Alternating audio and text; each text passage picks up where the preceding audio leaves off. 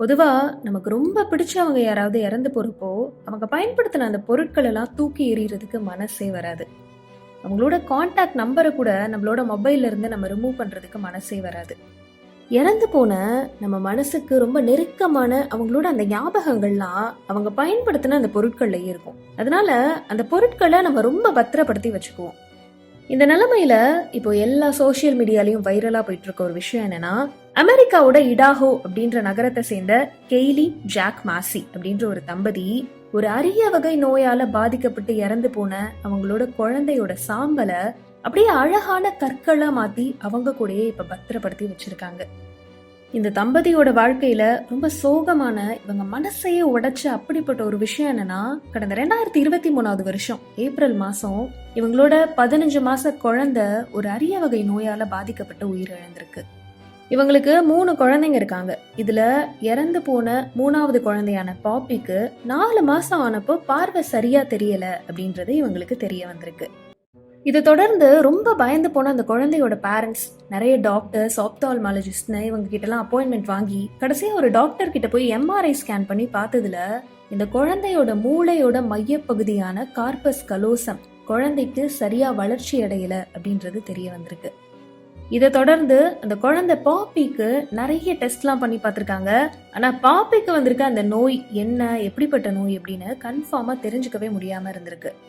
கடைசியா இவங்க மரபணு சோதனை பண்ணி பார்த்தப்போ இந்த பேரண்ட்ஸ்க்கு பயங்கர அதிர்ச்சியான ஒரு விஷயம் தெரிய வந்திருக்கு.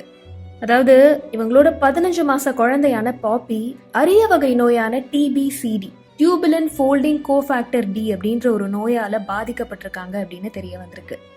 அது மட்டும் இல்லாம உலகத்திலேயே இந்த அரிய வகை நோயால பாதிக்கப்பட்ட 38வது குழந்தை பாப்பி அப்படின்ற ஷாக்கிங்கான விஷயம் இவங்களுக்கு தெரிய வந்திருக்கு. அதுவும் இந்த நோயோட பாதிப்பை பத்தி இவங்க கண்டுபிடிக்கிறதுக்கே ரொம்ப மாசம் ஆகியிருக்கு. என்ன நடந்திருக்குன்னா, இந்த குழந்தைக்கு மூச்சு விடுறதுல சிரமம் ஏற்பட்டிருக்கு. உடனே இந்த குழந்தையோட பேரண்ட்ஸ் ஹாஸ்பிட்டல்ல கூட்டிட்டு வந்து அட்மிட் பண்ணிருக்காங்க. அந்த குழந்தை பாப்பிக்கு டாக்டர்ஸ் நிறைய டெஸ்ட் பண்ணி பார்த்திருக்காங்க. அதுல குழந்தைக்கு நிமோனியா பாதிப்பு ஏற்பட்டிருக்கு அப்படின்னு தெரிய வந்திருக்கு.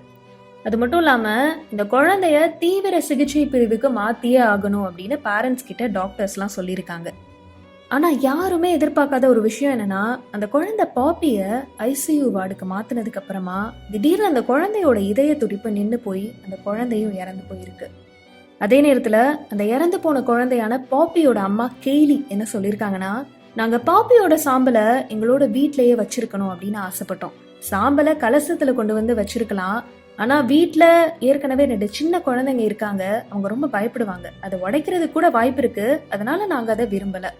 ஆனா அந்த நேரத்துலதான் நமக்கு ரொம்ப பிடிச்சவங்க இறந்து போனா அவங்களோட சாம்பலை கற்களா மாத்தக்கூடிய பார்ட்டிங் ஸ்டோன்ஸ் அப்படின்ற அமைப்பு பத்தி எங்களுக்கு தெரிய வந்துச்சு. உடனே நாங்க அவங்கள காண்டாக்ட் பண்ணோம். ஒரு சில மாசத்துக்கு அப்புறம் கையால எழுதப்பட்ட ஒரு குறிப்போட அட்டைப்பெட்டியில சில கற்கள்லாம் வந்துச்சு. அந்த நோட்ல என்ன இருந்துச்சுன்னா, உங்க பொண்ணை எங்களை நம்பி ஒப்படைச்சதுக்கு ரொம்ப நன்றி அப்படின்னு இருந்தது. இது ரொம்பவே உணர்வு பூர்வமா இருந்தது அப்படின்னு சொல்லியிருக்காங்க. அதோட அந்த அட்டைப்பெட்டியில 13ல இருந்து 14 சின்ன சின்ன கற்கள்லாம் இருந்துச்சு. இப்போ எங்களோட குழந்தை உயிரோட இல்லை அப்படின்னாலும் இந்த கற்கள் மூலமா பாப்பி எங்க கூட இருக்க மாதிரி தான் நாங்க இப்போ ஃபீல் பண்ணிட்டு இருக்கோம் அப்படின்னு சொல்லியிருக்காங்க.